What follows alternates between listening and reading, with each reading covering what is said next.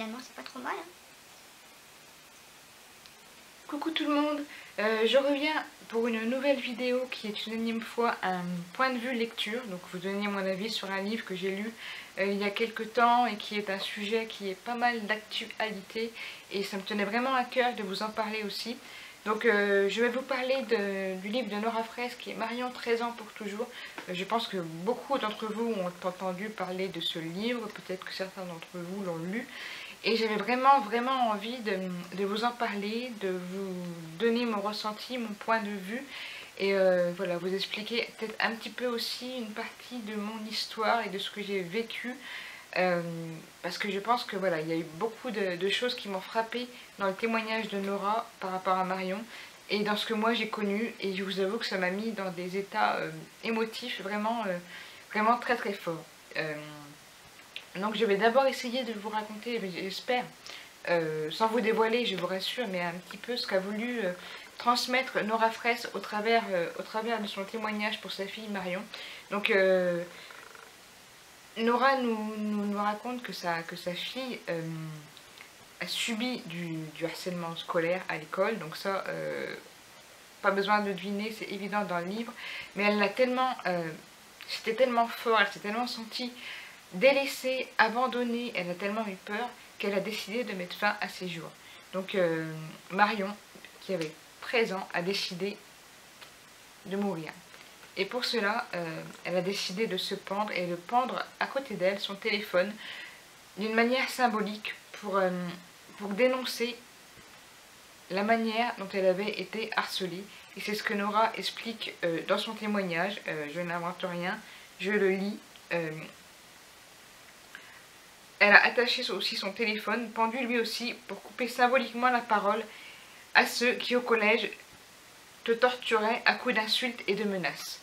Donc Marion a voulu en finir parce qu'elle se sentait complètement délaissée, abandonnée, impuissante et qu'elle ne trouvait personne pour l'aider.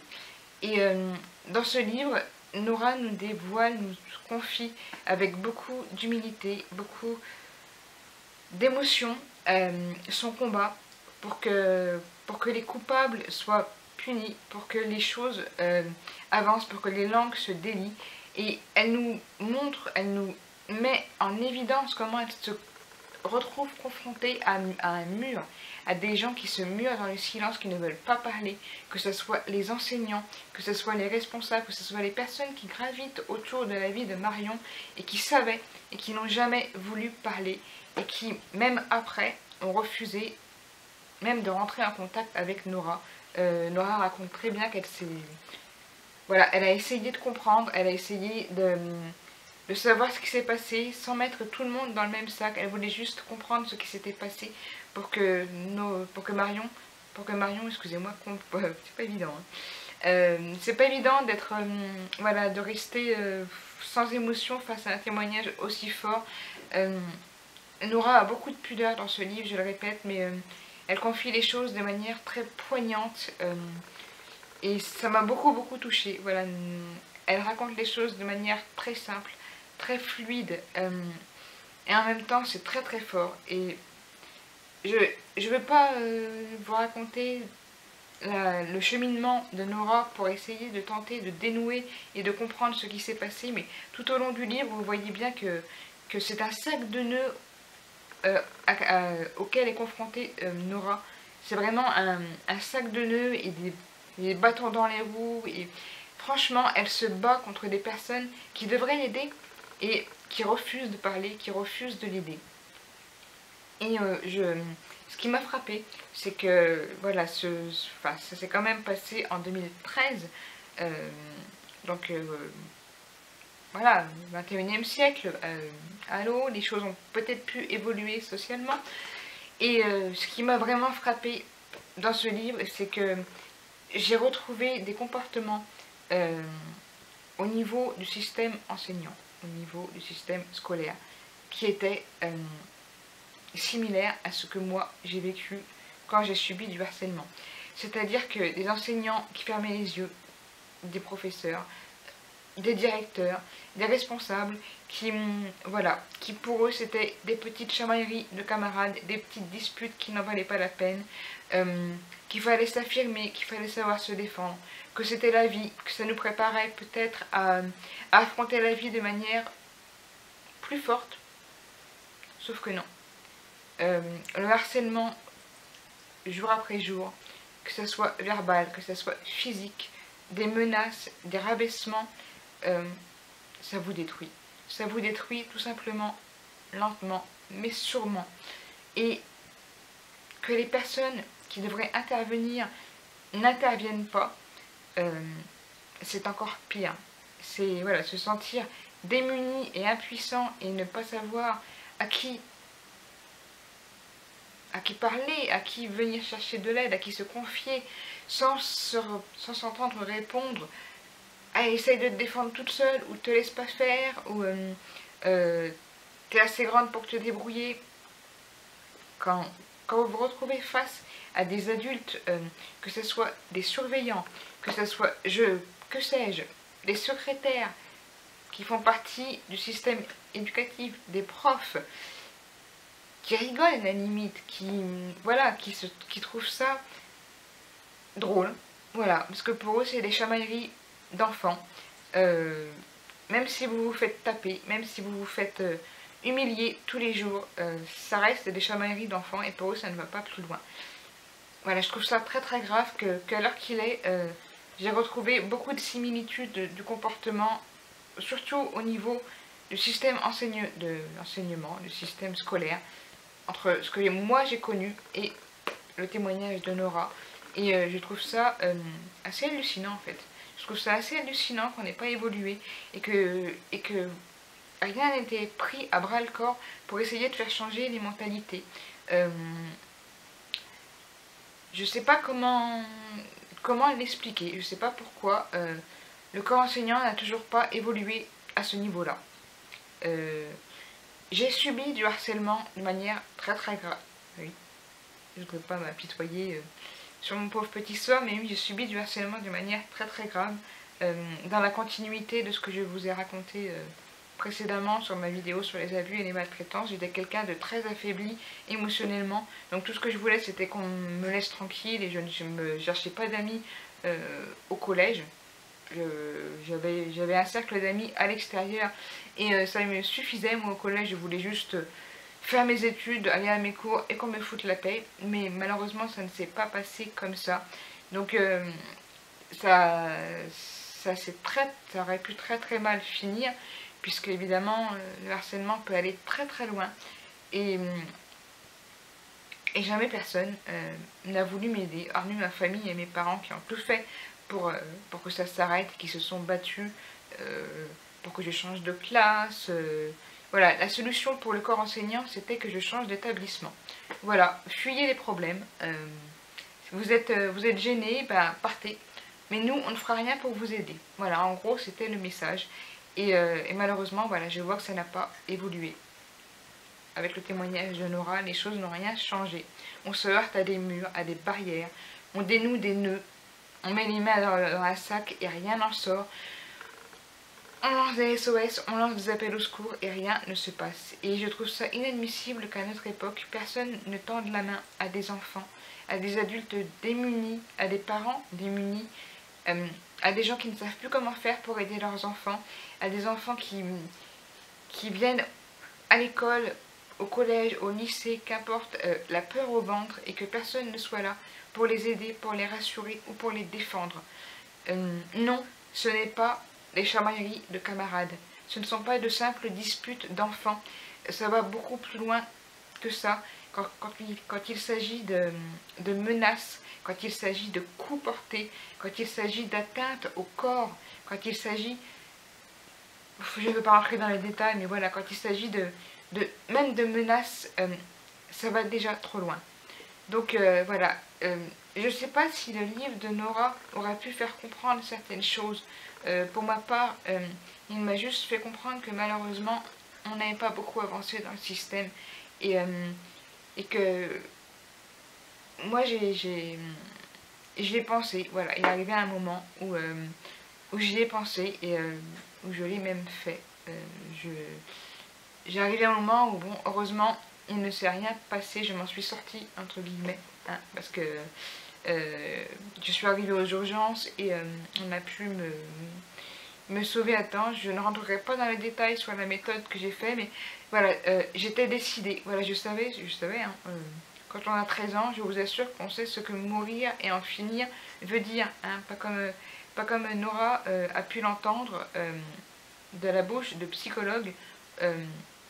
Elle l'explique dans le livre, où on lui a dit, vous savez, votre fille, à 13 ans, elle voulait juste que ça s'arrête, elle voulait peut-être pas mourir.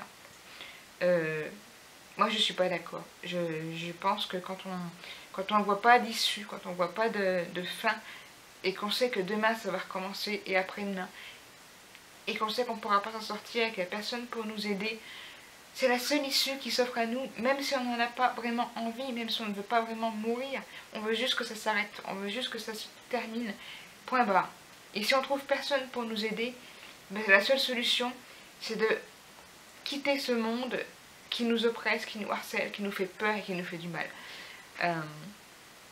Voilà, je sais pas trop comment ou quoi dire d'autre à propos de ça, parce que mon témoignage en détail n'apportera pas grand chose à cette histoire, mais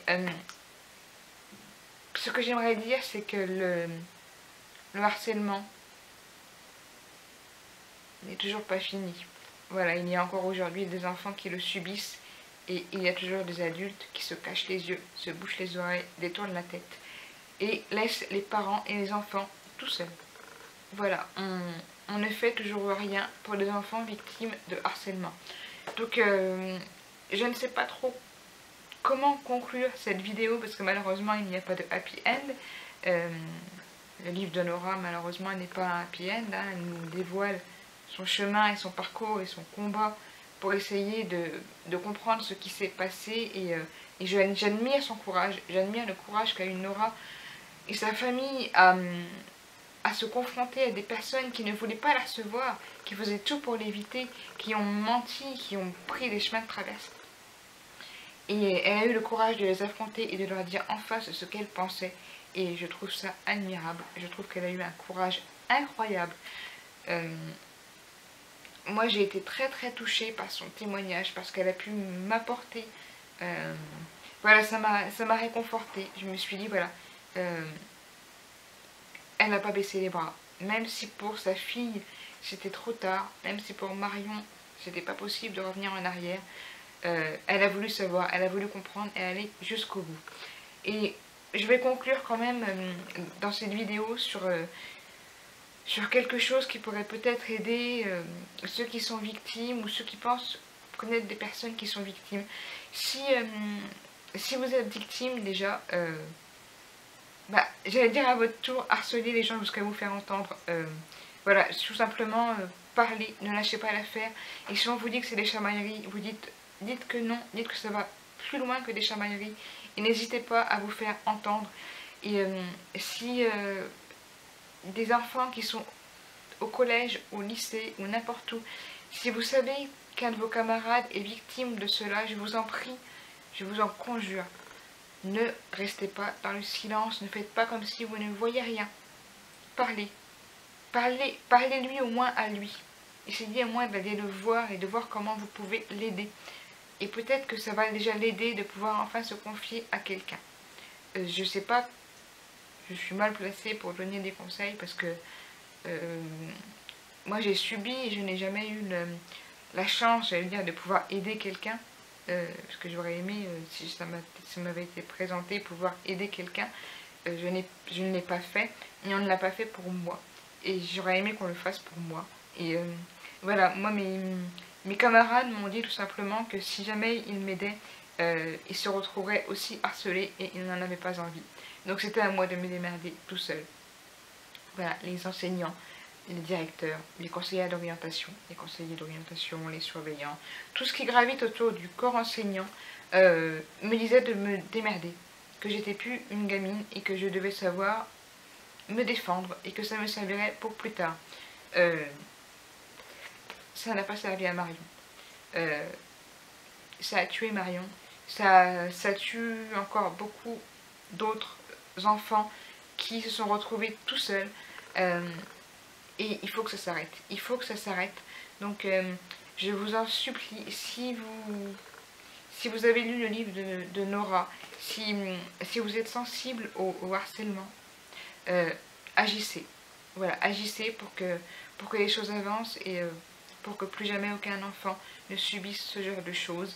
Et si cela arrive, qu'ils se sentent aidés, soutenus et qu'ils s'en sortent. Voilà, un enfant qui s'est sorti du harcèlement, je pense que c'est un enfant qui là aura des bases pour se reconstruire. Si on s'en est sorti par soi-même, si on a survécu au harcèlement, je peux vous assurer que le reste c'est que de la survie et que les séquelles que l'on peut garder de tout cela sont à vie et que on ne sort pas indemne. On reste fragilisé à tout jamais, on reste traumatisé par ce que l'on a vécu et on n'est pas du tout plus fort. On n'est pas du tout plus fort. Voilà, donc je vais m'arrêter là pour cette vidéo. Je me répète une dernière fois, mais je vous demande juste d'agir. Voilà, agissez. Vous ne mettrez pas en danger et vous aurez l'impression d'avoir aidé quelqu'un et d'avoir fait une action qui pourra que vous valoriser et avoir sorti quelqu'un d'un enfer dont lui est complètement prisonnier. Voilà. J'ai pas beaucoup parlé du livre de Marion parce que je préfère que de Nora sur sa fille Marion, parce que voilà, j'aimerais vous laisser le découvrir par vous-même. Il est très fort, il se lit tout seul, voilà, Nora vous raconte très très bien l'histoire de Marion et franchement, elle ne pourra pas vous laisser insensible. Donc voilà, je vais vous laisser sur cette vidéo. Je pense faire d'autres points lecture sur divers sujets. Mais en attendant, j'espère que cette petite vidéo, voilà, à mon petit niveau, aura pu aider un petit peu à dénouer un petit peu la parole, à faire parler. Et voilà, c'est tout ce que je demande. J'en demande pas plus, vous voyez. Je ne suis pas du genre à demander des j'aime, des pouces bleus, des commentaires. J'en ai rien à foutre. Tout ce que je veux, c'est que mon témoignage serve aux autres, serve à quelque chose et puisse libérer la parole des victimes et des personnes qui sont autour et qui pourraient aider. Voilà, c'est tout ce que j'avais à dire. Et je vous laisse et je vous dis à bientôt pour une prochaine vidéo. Bye!